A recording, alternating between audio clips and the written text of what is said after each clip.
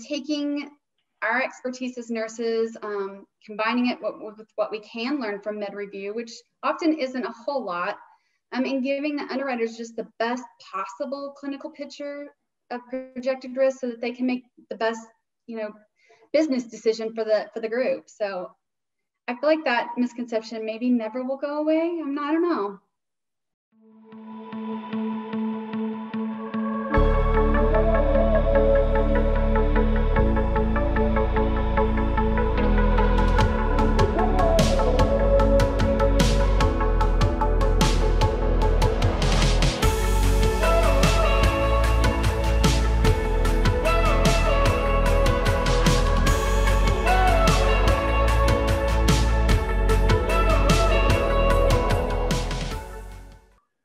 Well, thanks again, everybody, for joining us to the Partners Podcast. Vince Lewis here from Partners MGU, welcoming you again. Our subject for today is the whole area of risk management. And I think I had talked to you before about the 3 areas of risk management within Partners, which is actually our claims adjudication area. We also have our clinical risk management team. And today we're going to talk about medical underwriting. So with us today to help us in that process is our own Courtney Belding, who's a registered nurse and has graciously offered to kind of help, clear up some things for us. So Courtney, welcome to the Partners Podcast. How you doing today? Good, thank you. I'm glad to be here. Absolutely, glad to have you here. So tell me a little bit, or talk to us a little bit about the Medical Underwriting Department specifically, its makeup, how many members you have on the team. Give us a little bit of background on that. So we have 2 nurses that focus primarily on med review.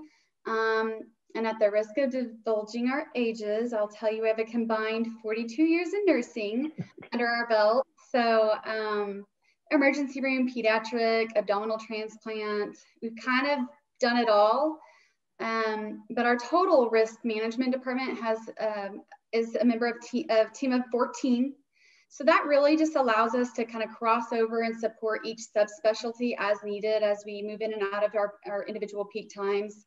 We really bounce things off of one another and support each other in our daily work. So what would you say the primary objective of the medical underwriting unit is? What do you feel are its primary goals? I feel like our goal is really simple. We strive to just provide medical reviews that are timely with accurate projections, just so that we can be competitive and ultimately result in a healthy block of business. What do you feel are the biggest misconceptions as it relates to how medical underwriting is viewed? I kind of feel like sometimes, and I'm not saying this happens with us, but I've been with other companies where, you get to the medical underwriting phase, and the underwriter may say to the producer, well, we got our med review back and it said this, and the nurse said this, and so this is what we got to go with. And so, can you kind of I'll leave it at that. And you tell me what you feel like the biggest misconceptions are as it relates to medical underwriting. I knew even before you said it that's what you were going to say. That is, I believe, the biggest misconception with medical underwriting is that people think that, if the nurse says it, then it's a done deal. And that's just definitely not the case, not with Partners. It really is a team effort. Honestly, I feel like our underwriters have really extensive knowledge and a good gut instinct. I was really impressed when I first came on board at how versed they were. They were just, they could almost speak my language when we were talking about individuals and claims and what that meant for projection. And so I was really impressed with the underwriting team as a whole when I came on board. So it's really about, taking our expertise as nurses, combining it with what we can learn from med review, which often isn't a whole lot, and giving the underwriters just the best possible clinical picture of projected risk so that they can make the best, business decision for the group. So in terms of the process part of it, what typically, you mentioned you have a 2-nurse review. Is that one internal, one external? And what type of if it's done internally, what type of resources are you using to make decisions? How's that work? Yeah, so I mean, like I said, it's a team effort. We do start with the expertise of the nurses, looking at information that we've collected, utilizing our claims and cost containment teammates as we can.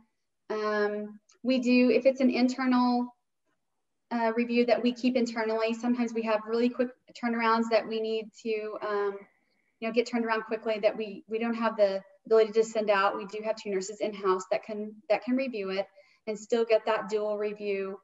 But we use things like AMS, we use prior reviews. We have 3 years now of reviews that we can refer back to just to kind of see similar plan types, similar carriers, what that claimant with that same diagnosis ran, in countless, hundreds and hundreds of different reviews that we've done. So we use the internet, we use everything that we can find. We'll talk to our claims team. Have you ever seen a claimant with this claim? Or talk with the risk management. So we really do partner, and with all of our teams, we throw the kitchen sink at every review.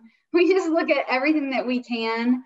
And then, ultimately we rely on the underwriters to kind of use their years of expertise, experience, and their relationship with the producer to kind of tie it up at the end. But yeah, it's a process for sure. You're a subject matter expert and obviously operate as a consultant to the underwriter when assessing risk. You're not the be all end all, but you operate in a consultant's capacity. You can advise, you can say, hey, this is what I think, and then basically it's left to the underwriter to decide how they want to play that out. Yep, that's exactly right. What tips can you provide a producer in terms of being able to get a quick or an efficient and accurate review? Yeah, so if I could have anything I wanted from producers, if I could get anything, obviously I want all the normal reports that we get, but case management notes are like gold. Detailed paid claims are so useful at reading between the lines when there's no case management. We can really tell a story. If we can pick through a detailed paid claim, I can tell a story of what happened with the claimant. And even if I don't have the plan of treatment, I can get you pretty close. Medicare dates, like on those dialysis patients, when did they start? What's their Medicare date? Transplants, when did they have a transplant? Things like that, current status. Those are really gold as far as cutting down the back and forth. How many times I have to ask the underwriter a question, and the underwriter goes and asks the producer, and back and forth. It's really those kind of things will cut down. And then communication on when meetings are, when they're meeting with the group, that is super helpful, so that we know exactly how much time we have to go back and forth. The last thing we want to do is put them in a bind of not having med review done in time for their meeting. So those are the tips that I would give. Coordination, that's the other piece of this, the other aspect of this that you mentioned. How do you work with other teams within partners in regard to the whole medical underwriting process as it relates to, say, clinical and claims and so forth? How does that all work? On med review side, we're always looking for opportunities to engage with our risk management, claims teams, cost containment, really just to maximize the savings and mitigate loss when possible. I think because we're all in-house, it provides us with this unique ability to partner with our producers really early in a claims diagnosis, even sometimes before the trigger notice or case management's even been activated. It really provides us with the opportunity to reach out to the risk management or cost containment and talk to them about, hey, this claimant's going to be coming up, can we put something in place to mitigate the loss so the loss is never there. And then, working with our claims when we have a claimant that use an obscure diagnosis, you just don't see it very often, working with claims and cost containment to kind of get a better grasp of what do these claimants run? What is a realistic projection for these claimants, so that we're not just taking a shot in the dark because the diagnosis is so obscure, and there are those out there. Courtney, thank you so much for your time today. I appreciate the insight. I hope it's been informative for our audience, and I'm pretty sure it was. Good luck, and thank you thank you out there for joining us on the Partners Podcast, and we'll see you next time.